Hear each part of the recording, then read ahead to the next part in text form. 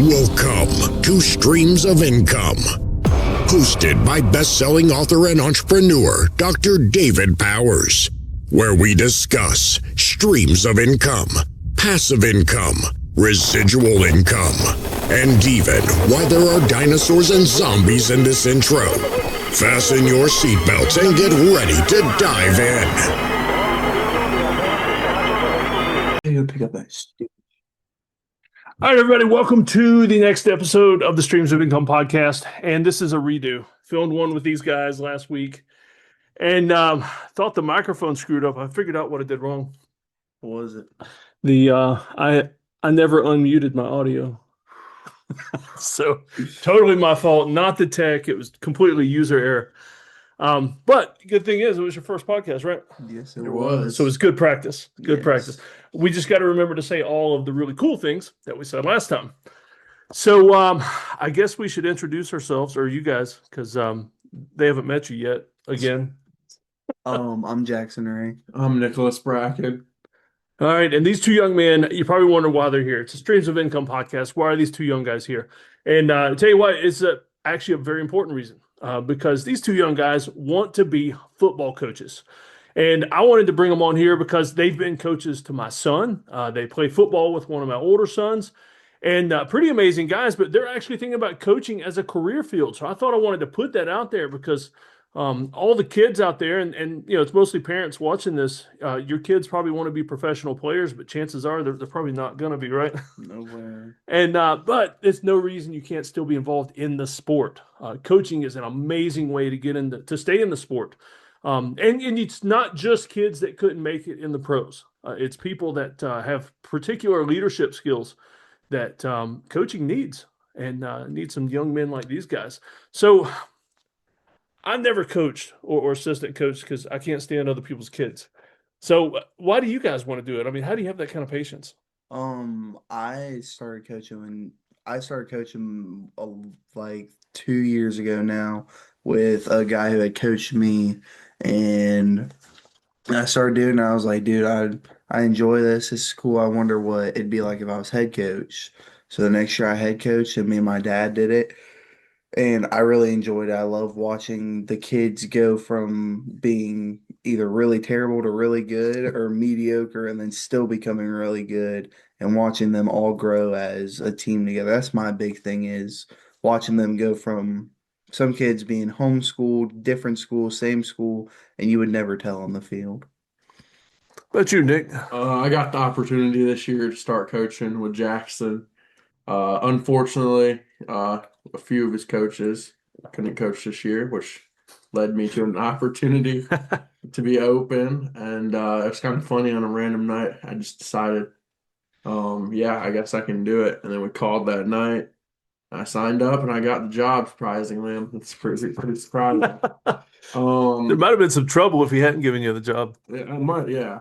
Then about halfway through the year, I figured, hey, maybe I need to go into head coaching myself, because like Jaxson said, it does so much wonders for a kid, even our ages, to watch a kid go from maybe not believing in himself. That's my biggest thing, watching a kid not believe in himself, and then at the end of the season, he could be really cocky, but at the end of the day, he didn't believe in himself now, and now he does. So yeah, it's pretty amazing. And the team that my younger son was on that you guys head coached, it was pretty cool because we defeated some better teams athletically. I mean, they had star players. They got the cream of the crop during the draft, I think.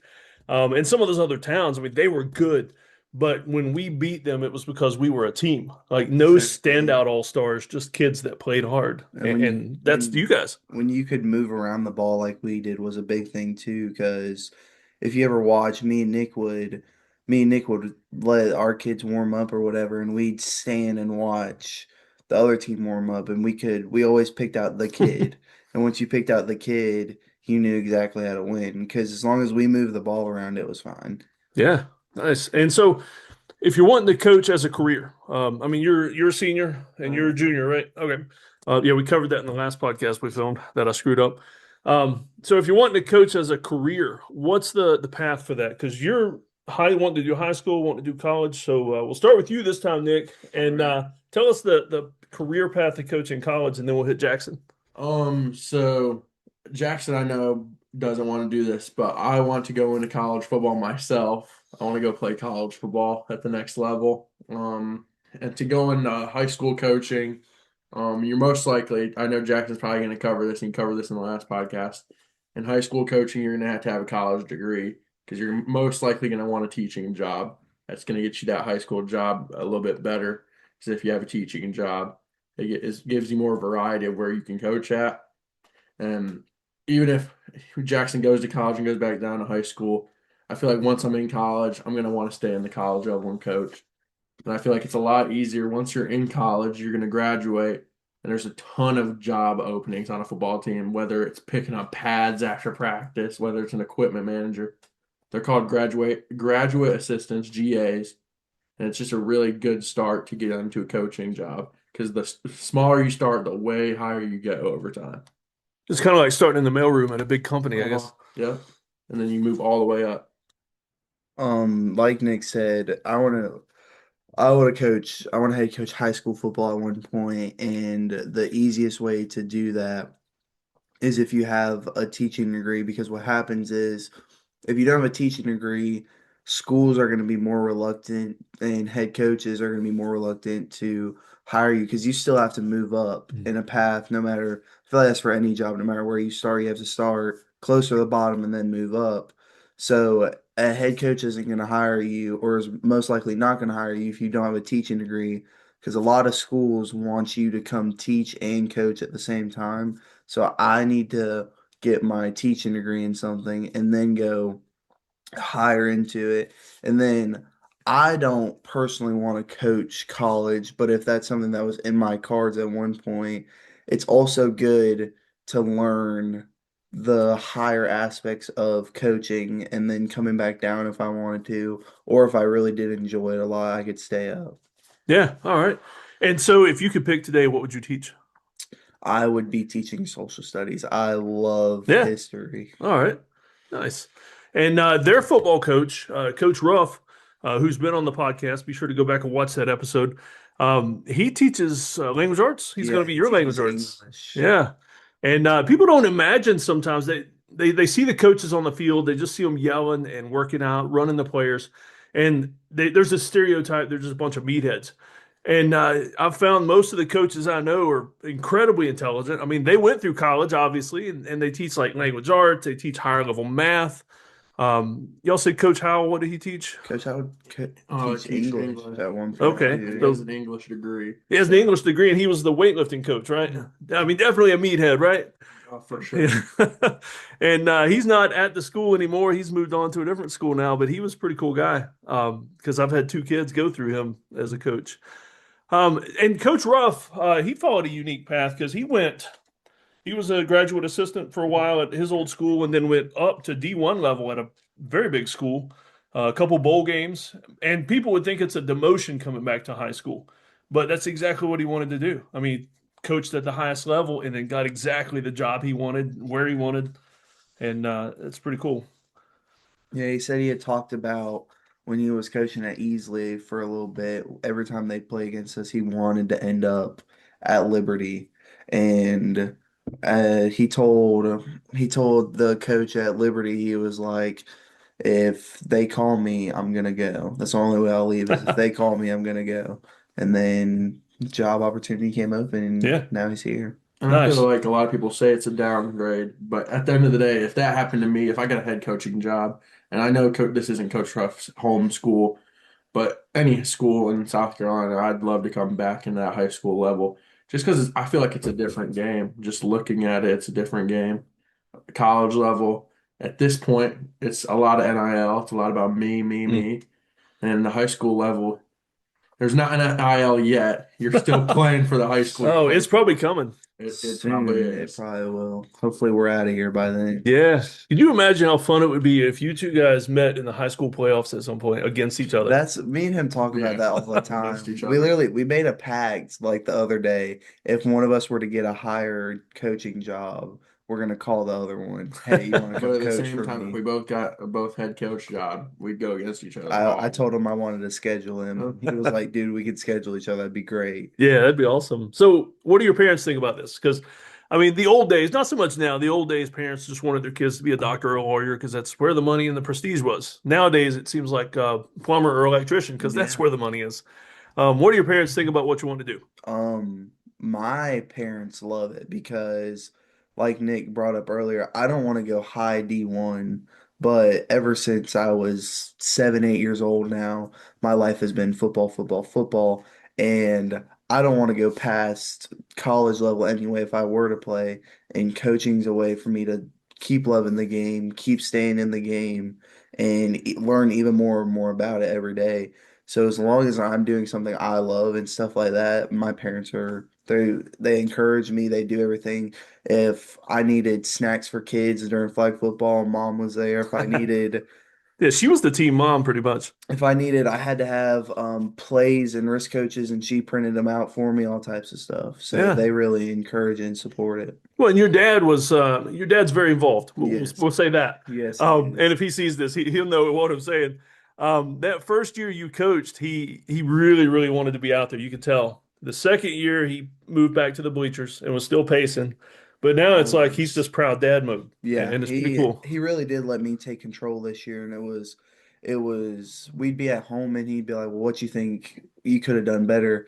And I was like, and we'd sit and talk for a while, and it was never really he was like, "You need to do this, this, and this." It was always let me talk about what I think we could have done, coaches could have done, players could have done, what I need to do in practice. And he's like, "I see that, but what if you did no, no, no, no?" So it was always bouncing ideas back and forth, but he was never like pressuring me on, I need to do this, this, and that. So it was really good to watch him step back and let me take full control of what was going on. Yeah, yeah. Nick, what about your family? Sorry, I was laughing during Jackson's because I was thinking about what I was gonna say. And growing up, I wanted to be a garbage man. So Really? I think my parents are pretty proud that I switched over to become a garbage man was my career set Yeah. path when I was a little kid. There's good money and benefits, I guess, you know? Yeah, I guess. But for a while, I was contemplating what am I gonna do after high school around my freshman and sophomore year. And I've always been told all my life that younger kids, I've always been great with them. And I'm like, wow. I'm like, I don't know how I'm great with them. But sure, I'll take that as a compliment. And I've always loved football. Like football has been my passion since I was a little kid, since it's been put in my face, thrown in my face. And I was like, if you combine the two, younger kids, football, you got to coach. Yeah. I was like, well, when the opportunity came with Jackson, I was like, maybe this is my career. And as we got into the season, the more I learned, the biggest thing in coaching is probably learning from other coaches, hearing other coaches' aspects of things, hearing older coaches' knowledge of how much the game has changed, even that rules that they know. Just hearing about all that and all the knowledge and all the support from my family. Actually, when I told my parents I was going to be a coach, they loved it, loved the idea, but they were like, "Don't overtake Jackson's job." I was like, I won't trust me." Um, but they support me. Like Jackson said, my mom donated stuff for the football team. My dad, now that I told my dad that I'm offsetting to a head coach now, he wants to be an assistant coach. So obviously he's in it to win it. And that's about it. Yeah, that'd be pretty cool. And you mentioned you guys as parents and everything, and I know your parents, and they're involved in church a lot too. Especially, I mean, Wednesday youth. Your parents run that. Your mom's always at church anytime the doors are open, pretty much. How does faith play into your career path? You know, what you want to do as a coach? Great question. So last podcast, that's why you're saying great question right here. We talked about the prayer before the games. It's such a piece going out into a big game, even if it's a little 10U flag football game, it's such a piece. Because we could be so stressed that day. We could have just got out of practice, had the worst practice of our lives, and we got to go out there and coach a 10U game with a level head and not go out on someone. And just that sense of praying, Lord, let us be a light unto you today. Lord, let us be smart in our ways.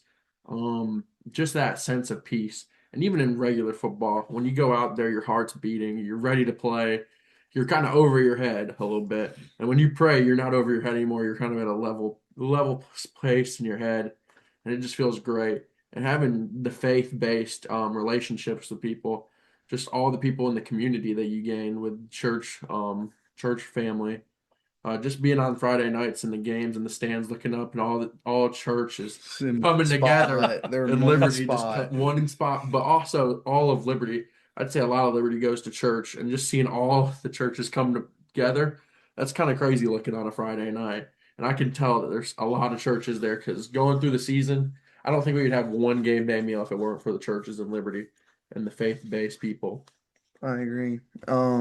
Like Nick was saying, the prayer is a big part for both of us. I've always loved to pray before games just because I started it as I'm a big routine guy on game days. I try to wear the same thing. Like you notice in flag, I wear the same thing for every game. I'm very You've already got a superstitious. coaching hat and everything. Yeah, I'm very superstitious about what I do and everything like that. And the prayer started off as a superstitious thing because I prayed freshman year on JV and we had kept winning. So it was like a superstition thing for me. And then when I got up, it was just me and I have the same prayer that I pray and it's just let no one be hurt and I give thanks for having the privilege to be able to do something like that. And then it became Nick and Caleb started praying with me and it just became like just a deep breath out. Like you're good. Like Nick was saying, you when you run out of that tunnel or you run out of something, you feel like you can run through a wall.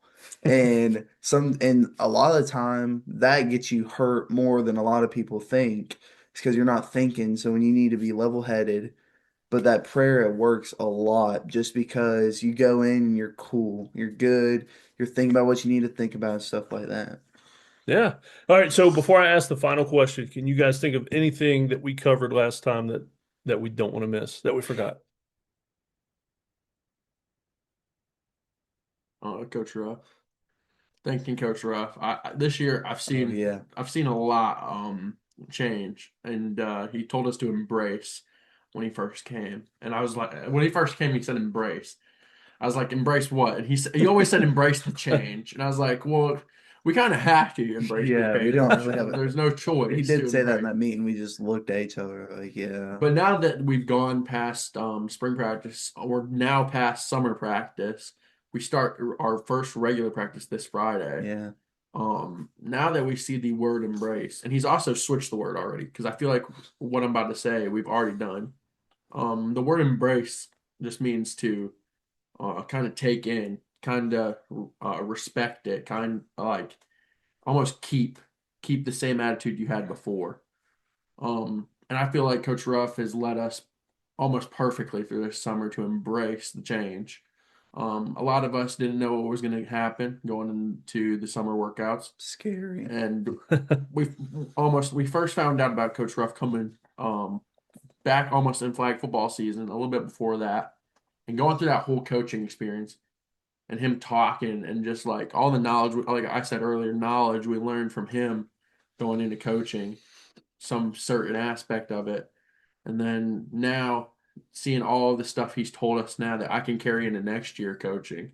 Like I have so much more knowledge because of Coach Ruff now going into next year.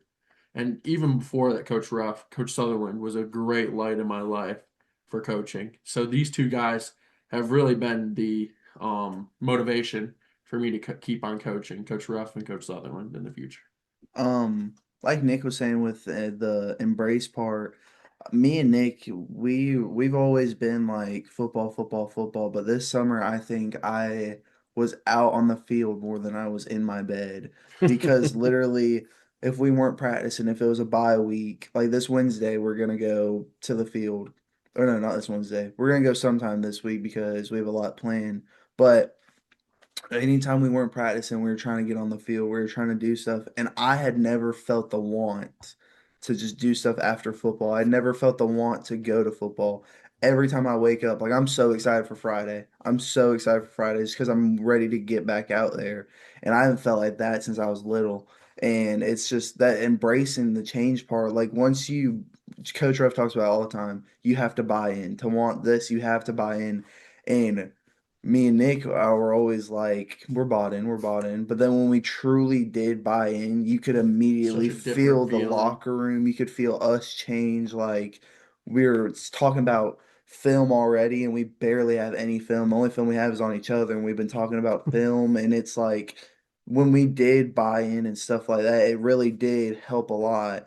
And Nick was talking about earlier, learning from other coaches and stuff like that. Once you talk, I feel like it's a religion thing for me. When I talk to other people about Christianity or even their other religions, you learn so much about like their views. Like me and you could read one Bible verse, you get something out of it, and I can get a whole 180 out of it. It's the same way with coaching to me. Me and three other coaches can watch one play and we'll all have different answers of what happened. And I love talking to coaches about that because then you start to notice little things that you would have never even thought about to Yeah. look at. And it's kind of like a piece when you're worried about football. When you're bought into football, like right now, last year about this time, I would have been really worried about school. Going Yeah. back to school this early next Tuesday. But now that we have football, I'm not worried about school at all. I'm obviously worried. Student athlete. We talked about that last Yeah. time. A Yeah. student athlete, you always have to student come first. But now going into it, I feel like I have another sense of peace because I bought into football. I feel like it's a less worry about football at the same time, and also a less worry about school. That kind of both come at each other, and it's both just a sense of peace because I bought in to football so early, and I don't have to worry about football as much. Yeah. I feel like the big difference we had a lot here too was it's not routine. We walk into practice, we don't know what's gonna happen. We had days where we'll do circuits, we'll have days where we'd lift and we're out. Like you didn't know what Stretching. yeah, you'd stretch and you're out. And Like then we came back, and it was probably the hardest week yeah, of the Yeah. that Yeah. week after the bye week was rough. But like that was the other thing is I feel like we always just got in routines and everyone gets in routines and like yes, routines are very good, but at the same time I've always felt in football routines are not You're just you're just expecting. expecting what you know what's going to happen. And when you're out on the field, you never know what's going to Yeah. happen. And so when we would come in and we were like everyone's sitting there like, dude, do you know what we're doing today for lifting? Dude, are Or we you play practicing today? overtime. Or Overtime, overtime, you we'd be just yeah. conditioning and he'd scream overtime. And like during the spring, I love this. During the spring, we'll be doing individual drills and Coach Ruff will scream sudden change and everyone will be in the middle of a drill and you have to sprint and it's goal line. So you have guys on defense line up on defense, guys on offense line up, and offense has 4 tries to score, defense has 4 tries to stop them. And then when you're done, you go back to individuals. But like you always have to be ready for the Yeah. unexpected. I should have turned my phone off. How improper. That's why we don't edit these things either. We just say whatever we want. And I want to brag on these guys too a little bit because they're not going to brag on themselves with this part. But these two have been the guys that when practice is over, they'll go back on an off day or Sunday night and put a group together to practice just to work on extra drills, calling up the coaches saying, "Hey, can you open up the field for us?" And not only that, when the locker room was a mess, who showed up to clean it? Not the ones that made the mess. So I didn't want to run the next day. But these guys showing up to clean the locker room when other people leaving it a mess. And last night, my youngest son, who's 9 years old, doing their first day with full pads for their team. These guys organized a little group of the varsity and junior varsity players to show up and cheer them on and just to encourage the younger guys who are going to be playing for these guys at some point. And so I just want to brag on you guys a little bit for that. All right, so the final question. Coach Ruff gave you guys an assignment to do a word for the year, and we didn't talk about this last time. So, or we didn't talk about it on video, but tell me your word for the year and what it means to you. Do you want to go first? I'll go first. My word is stalwart. It means loyal, reliable, and hardworking. And Coach Ruff said our word doesn't just need to be a word about ourselves. It needs a word that you build your foundation on. So, like, if we get in trouble in school, are you being stalwart? I know it's kind of hard to put in a sentence, stalwart, but are you reflecting your word? Whether it's in school, whether it's on the football field, being a teammate. So loyal, reliable, and hardworking to me. You gotta be loyal to the team always. 100%. You gotta be loyal to them. Reliable. You always gotta show up. Whether you're having the worst day of your life or the best day, you gotta show up and be reliable. Hardworking. You're only gonna get whatever you put in. So if you're really hardworking, you could get 1% better that day. If you're not hardworking, you could get even worse that day. I've seen people, even myself, get worse in a day probably. And then the main word that goes around stalwart is the backbone of something. And the backbone is one of the toughest things. You keep a lot of things in check. You make sure that it stays together. The body stays together. The team stays together. And I feel like over summer, I feel like as my senior year, it's coming to an end with my high school career. I feel like the more people that we can get together and have chemistry, the better opportunity we have this football season. Yeah. My word's tenacity, and it's basically, um, it's a more nerdy word for determination, but I wanted a word that was like determination, but had a little bit more meaning to Mhm. it. And tenacity is you know what is happening, you know what you have to do, and you still choose to push through and doing it every day, knowing what the outcome could be, knowing what, and basically meaning me and Nick could do all this and lose round one of playoffs. Yeah. We could do all this and never touch a field again. Like there's always something that could happen, but yeah, I still choose to push every day to get better and get better. And we had before I picked my word, we were in a team meeting and we had watched a video and it was Tom Brady and the Kelsey brothers on their Mhm. podcast. And Tom Brady had brought up you're placing bricks down every day, and it's either you're placing it on a path or you're placing a wall. And my thing is the tenacity is I have to be able to break through that wall because that wall is just excuses, excuses, excuses, excuses. You can't let just excuses overwhelm you. Nick could be like, hey, and that's why me and Nick are so well together is because when we are practicing or when stuff like that's going on, I'm like, hey, Nick, you want to go do this? No, I'm not really feeling it. Come on, we need to go do this. And it's back and forth together if I need to go do something that he wants to do football related and I'm just like, "Oh, I'm not really feeling it today. It's, dude, we need to go. We need to get better.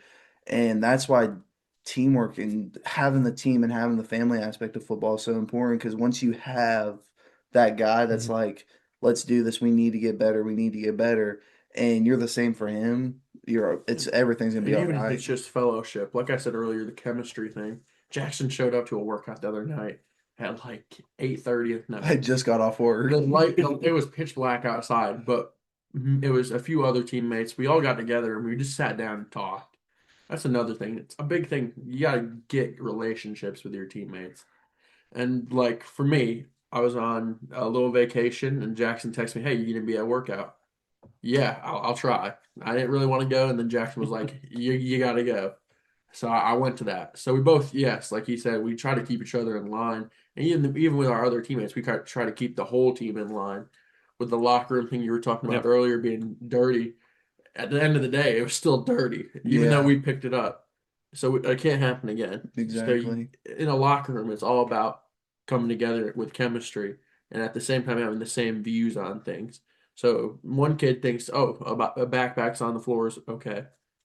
Some of us it's not. So we all got to come together and have the same mindset. And a lot of the coaches talk about, Coach Johnson talks about, he's like, I'm around you guys more than I am my own family. We can't be anything less than a family. Mm. And it really opens your eyes when you look at it because I, one of my brothers plays football and is on JV now. My youngest brother, I rarely see anymore because we're at football so much. And like me and Nick talk about all the time, like, his mom's my mom and my mom's his mom. Like we're around each other that much and around each other's families so much that you have to have the bond.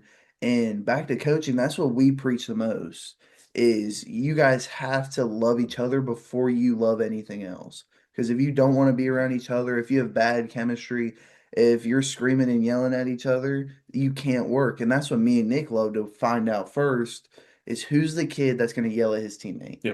Who is the person that's going to, and we do that on the high school field. Who is the kid that's going to scream at his teammate and cause total just Yeah. chaos? Who's the one that's going to cuss and not do push-ups? Yeah, exactly. Like you always have to find the one guy who's going to cause Yeah. chaos and you break an entire team. But if you don't have a guy that can do that, your team's firm. Like you guys can't be broken at Yeah. that point. Yeah. Nice. All right. So come see these guys under the Friday Night Lights, Liberty, South Carolina. Both of them varsity. My son, Gideon, I don't even know if he's over there. He's going to be floating back and forth between JV and varsity, I think. And so Thursday or Friday night lights, I guess, but you'll see an awesome team either way. Yes, All right. sir. Thanks for watching, and be sure to check out the other podcast with Coach Ruff, and we'll see you guys out on the football field. Coaches, you guys do so much to motivate the young men on the team, and especially my son, and it's greatly appreciated. So I wanted to reach out to somebody that you're probably going to recognize and see if he could add a few words of motivation for you guys. Hey, what's going on? Coach Ruff and the football crew down there at Liberty, South Carolina. Jocko here. And from what I understand, you all are getting after it. Listen, I know it's going to be the summertime right now. Of course, we got to train during summer. And we know that for combat, the more you sweat in training, the less you bleed in war. So how does that apply to you all? Guess what? The more you sweat during training, preparing for the season, the more ass you get to kick. Go get some, y'all. Have a good one. We'll talk to you later. Out.